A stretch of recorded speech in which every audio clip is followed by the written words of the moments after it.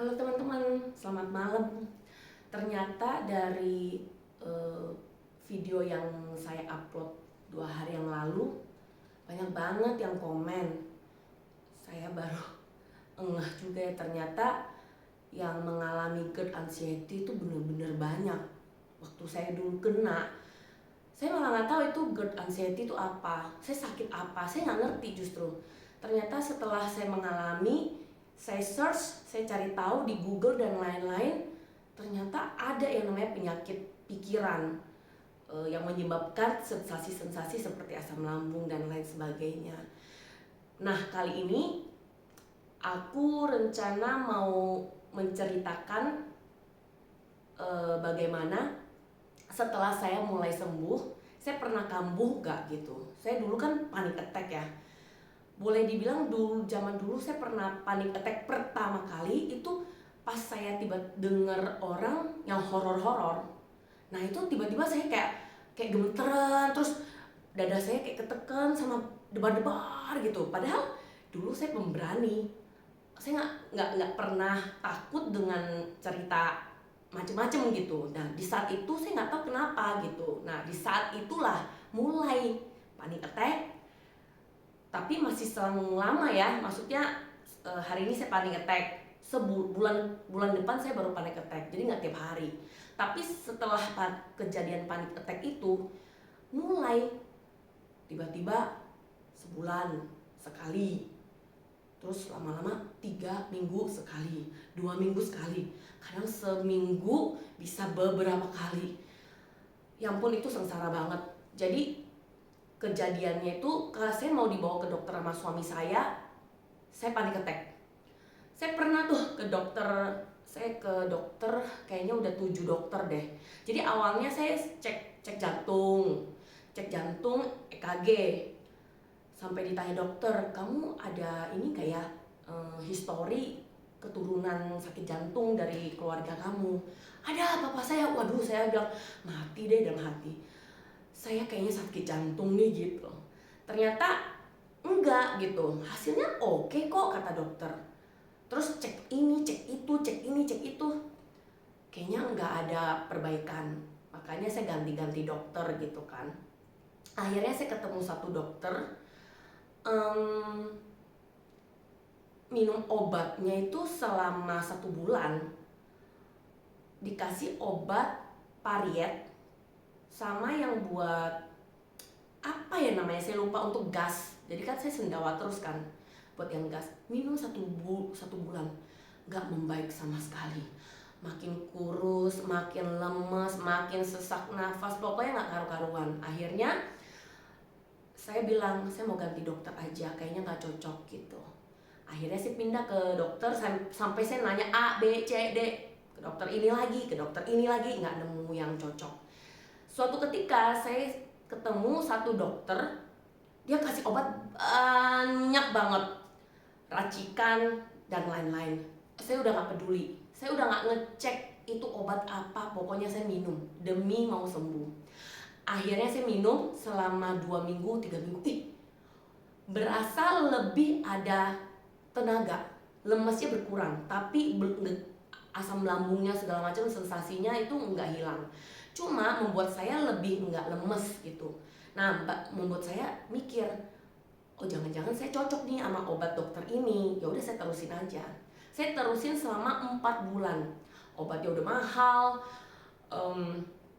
terus berasa kayak ketergantungan gitu. Dokternya sekali konsul suruh datang lagi 2 minggu lagi, 3 minggu lagi, sebulan lagi, dan seterusnya, nggak kelar-kelar. Saya bilang masa saya selamanya begini gitu. Akhirnya suami saya iseng cek, ini sebenarnya dia kasih obat apa sih gitu. Pas dicek, ternyata ada obat penenang. Pantesan gitu saya membaik, cuma memang perlahan gitu. Saya tanya-tanya orang, ini obat penenang boleh nggak sih? Soalnya kan orang Indonesia kalau dengar obat penenang itu kan takut banget ya, takut membuat kita itu ketergantungan selamanya gitu. Akhirnya dicek sana sini, ternyata kandungan obat penenangnya itu tidak boleh dikonsumsi dalam jangka waktu yang panjang. Akhirnya saya panic attack terus tiap hari. Saya tiba-tiba kayak punya keinginan ke dokter psikiater. Saya pertama sebelum ke psikiater itu kayak hati saya bergejolak, pro kontra gitu. Kalau saya ke psikiater saya dibilang gila. Saya takut dibilang keluarga saya gila gitu. Tapi saya mau sembuh, gimana? Akhirnya saya doa. Saya bilang, Tuhan, saya harus gimana biar sembuh gitu loh. Akhirnya nggak tahu gimana, saya punya dorongan sama teman-teman saya juga dorong, ayo kamu ke psikiater. Nggak apa-apa zaman sekarang. Kalau kamu sakit lambung, ya ke dokter yang internis. Kalau kamu sakit kanker, ya ke dokter yang ngurusin kanker gitu. Jadi spesialisnya. Kalau kamu sakit pikiran, ya udah kamu ke dokter yang pikiran, dokter jiwa gitu loh, psikiater. Akhirnya saya komit, saya ke sana. Pas ke sana, udah dokter bilang, udah kamu semua berhenti obat dari dokter internis. Obat lambung kek, obat apapun yang dia kasih berhenti. Kamu cuma perlu minum satu obat dari saya, racikan. Tapi memang ada obat penenang, tapi obat penenangnya itu tidak bahaya dalam waktu panjang. Jadi boleh dikonsumsi dalam waktu panjang. Ya udah, akhirnya saya juga googling segala macem. Memang banyak banget pasiennya yang minum ada yang 6 tahun, 5 tahun, 4 tahun. Gak apa-apa juga berhenti gitu ya. Nah, ya udah, disitulah semenjak pikiran saya terbuka untuk memberanikan diri ke psikiater, saya baru berasa mulai sembuh. Dan bahagianya saya tidak perlu pantang makanan yang saya sukai. Saya suka cabai, saya suka coklat. Jadi apapun yang saya suka itu sama dokter internis itu nggak boleh. Saya makin stres, makin kurus. Ya udah, kita makin pantang makanan yang kita sukai, kita kayak makin hidup ini nggak ada artinya gitu.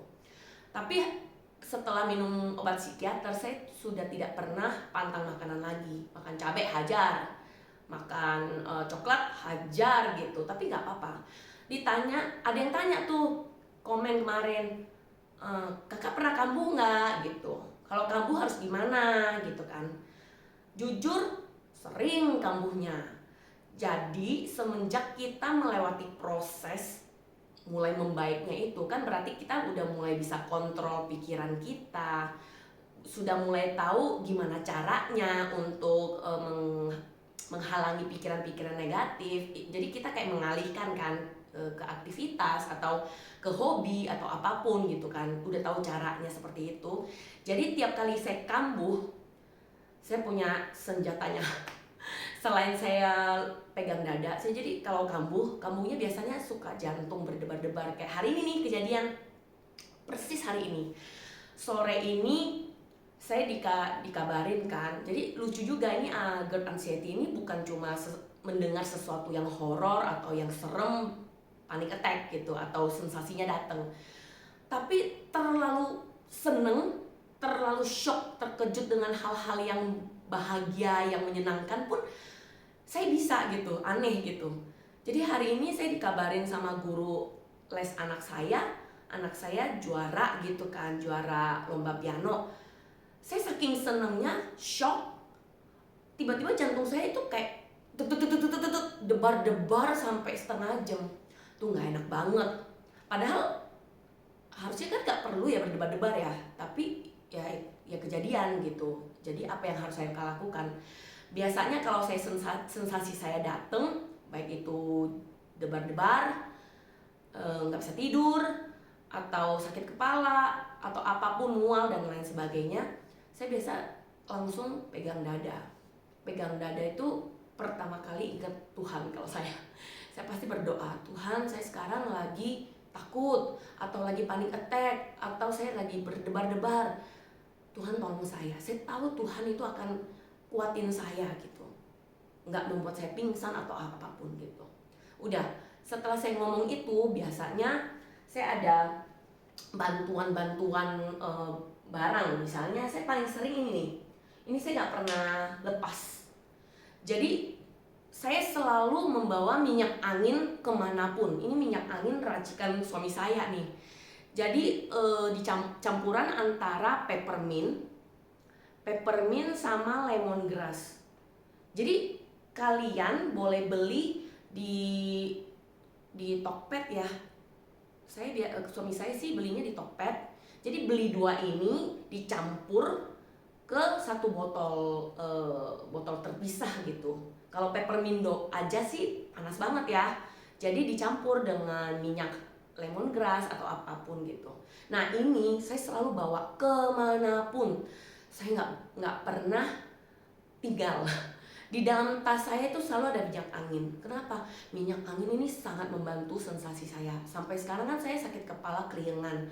Jadi kalau tiap kali udah mulai keliengan, sakit kepala, saya selalu oles ini. Gak pernah lepas. Itu membantu banget untuk kita merefresh.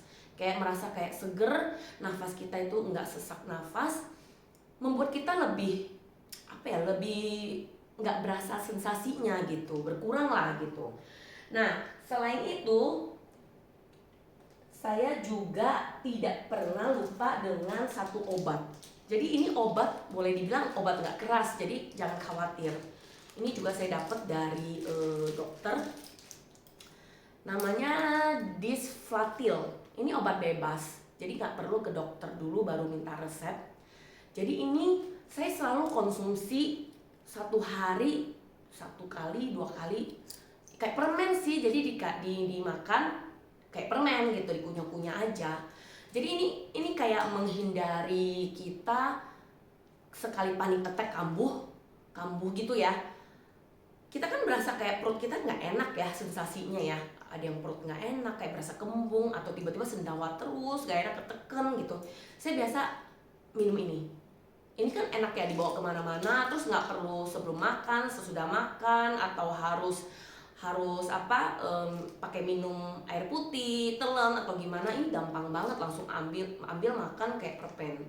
Jadi dulu saya konsumsi ini sampai lama banget, rutin. Sakit kepala saya juga sempet hilang gitu. Jadi sekarang saya udah berhenti, tapi kalau tiap kali kambuh saya makan gitu. Kadang sehari bisa 3 kali. Kadang kalau misalnya kira-kira dirasa nggak gitu berasa ya 1 kali gitu. Tapi pernah juga saya seminggu nggak makan sama sekali. Selain ini, saya juga ada 2 obat andalan saya. Ini kebetulan saya pernah check up ke Penang karena saya udah nggak tahan dengan keliengan saya. Walaupun saya udah menerima kondisi saya, tapi kan keliengan sama sakit kepala itu mengganggu kita ya sebenarnya sehari-hari gitu. Jadi saya pernah ke Penang sama dokter Penang itu cek, saya sampai ronsen otak sampai leher, apakah ada sesuatu gitu kan. Maksudnya saya kan udah nggak terlalu banyak pikir, nggak terlalu banyak stres, tapi kok nggak hilang-hilang ini sensasi gitu, apa saya ada sesuatu. Ternyata pas di ronsen MRI segala macem, puji Tuhan nggak ada apa-apa. Ya udah, berarti kan kita tenang ya. Saya jadi tenang. Berarti apa yang membuat keliengan saya sakit kepala memang sensasi dari GERD ini gitu, memang susah hilang. Nah, sama dokter dikasih ini obat apa ya ini ya, Apoamitrip line gitu, apa ini nggak tahu. Nah ini untuk merilekskan otot. Jadi nggak tahu kenapa saya ke dokter Penang, dokter akupuntur di Jakarta, rata-rata bilang leher saya itu tegang banget. Dia bilang, ibu terlalu banyak pikir ya, banyak pikiran ya. Sehari-harinya kerja apa sih kok agak stres gitu, terus agak tegang, dia bilang gitu. Makanya dia kasih obat buat ototnya lentur. Jadi aku konsumsi ini itu merasa berguna banget. Nah ini obat bebas di Penang juga, cuma ya lebih baik jangan konsumsi keseringan kata dokternya. Jadi ini sekali saya makan obat ini berasa kayak ininya kayak enak gitu. Dan disarankan minumnya sebelum tidur. Jadi kalau misalnya sebelum tidur itu, aduh enak banget deh. tidurnya bisa lebih nyenyak jauh. Nggak tahu kenapa, ada obat tidur atau apa, tapi bukan obat tidur sih ini namanya. Satu lagi, ini juga fungsinya seperti yang ini ya, Displatil ini. Ini namanya Ganaton. Nah, ini Ganaton boleh diminum kalau sendawanya berlebihan. Sehari bisa sendawa, nggak berhenti-berhenti. Saya udah ganti pakai Ganaton. Ini udah nggak mempan. Ini cuma buat kayak, aduh perutnya lagi nggak enak nih, saya makan ini. Tapi kalau saya udah mulai sendawa, nggak berhenti-berhenti, Ganaton ini bisa dibeli juga gitu. Nah, selain minyak angin, obat ini saya bawa kemana-mana di Displatil. Kalau Ganaton saya nggak bawa kemana-mana karena tergantung saya sendawanya parah apa enggak. Sama ini saya nggak pernah bawa sih. Yang merilekskan otot saya nggak pernah bawa karena minumnya kan sebelum tidur gitu. Nah, ada lagi obat psikiater. Ini obat psikiater. Sampai sekarang saya masih stok. Ini ternyata tadi saya ambil, ini tanggal 25 Januari 2023, saya masih ada. Jadi waktu itu saya pernah minta resep dari dokter untuk beberapa kali tebus untuk saya stok. Nah, ini saya tebus di 25 Januari 2023, berarti 2003 baru mau setahun. Tuh, saya masih ada. Jadi kalau sampai saya merasa panic attack kambuh parah banget, saya konsumsi ini gitu. Nah, konsumsi ini berarti yang kayak Displatil segala macam saya nggak minum gitu. Ini udah obat terakhir buntu kalau saya udah parah banget. Tapi puji Tuhan sampai sekarang saya sih enggak. Saya masih minum-minum yang tadi, oke, terbantu. Cuma tetap harus stok saya. Terus, nah, selain obat-obatan, minyak angin, saya juga mengkonsumsi vitamin. Jadi kemarin saya juga baca komen ada yang terbantu dengan vitamin. Bener, vitamin itu banyak diminum sama orang-orang GERD anxiety. Kenapa? Karena kan orang yang GERD anxiety itu kan imun badannya sebenarnya menurun. Nah, gimana caranya untuk kita tidak ngedrop terus, apalagi ditambah pikiran yang kemana-mana, badan kita kan makin lama makin lemah kan. Makin lemah, makin capek, makin gak ada bergairah, gak ada semangat. Jadi saya juga waktu itu search cari-cari harus minum apa gitu. Ternyata banyak banget rekomendasi dari dokter lah, dari Sinse lah, dari apa, itu banyak banget sampai saya bingung. Ya udah, saya pikir kalau saya konsumsi yang standar-standar aja, yang gampang dicari gitu loh. Jadi saya selama ini konsumsi yang pasti vitamin C. Ini vitamin C, vitamin D, sama zinc. Jadi untuk menambah stamina badan kita untuk melawan GERD gitu. Saya nggak endorse ya.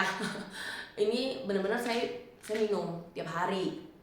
Tapi kalau asam lambung lagi naik banget, ya jangan minum vitamin C dulu gitu ya. Nah, vitamin D ini juga perlu buat imun kita, vitamin D. Oke, terus E. Kalau saya E. Merek apapun terserah, yang penting vitaminnya E, D, C, sama B bagus, sama zinc itu saya minum. Magnesium juga bagus, tapi saya magnesium nggak minum sih. Kebanyakan vitamin saya juga enek, kayak apa ya, kayak berasa aduh kebanyakan banget gitu.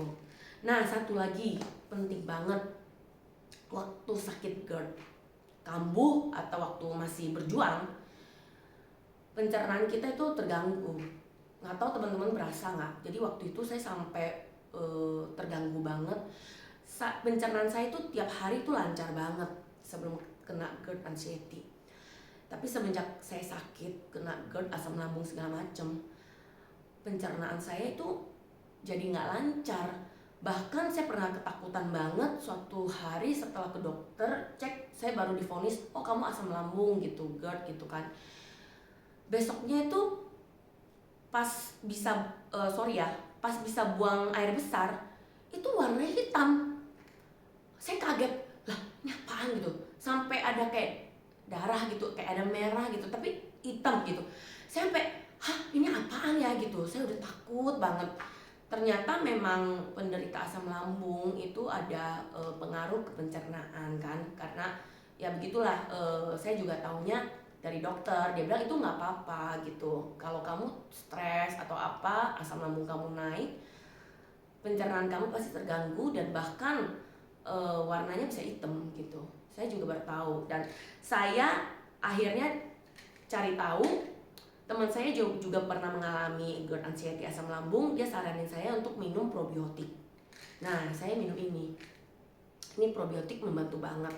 Jadi saya tiap hari minum, 1 hari sekali. Minum ini sangat membantu pencernaan saya yang awalnya bisa 3-4 hari baru bisa buang air besar. Dibantu dengan ini rutin, saya bisa balik lagi ke tiap hari. Nah, itu membantu saya. Jadi selama saya kambuh, itu yang saya lakukan. Pertama doa, kedua saya pasti minyak angin. Habis minyak angin, saya pasti cari obat yang ringan dulu, Disfatil gitu kan. Terus kalau merasa kayak gelisah gitu, aduh malam ini saya bakal tidurnya susah nih, tegang gitu ya, saya minum yang obat yang biar nggak tegang ototnya. Nah, kalau misalnya saya sendawa terus, saya minum Ganaton gitu. Nah, kalau pencernaan saya kurang baik, saya minum probiotik, dan vitamin itu sehari-hari saya.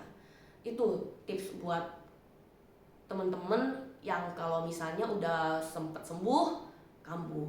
Kalau sampai kambuh yang parah banget, nggak apa-apa, obat psikiater diminum lagi. Jadi kita kayak berjuang lagi untuk nuntasin lagi.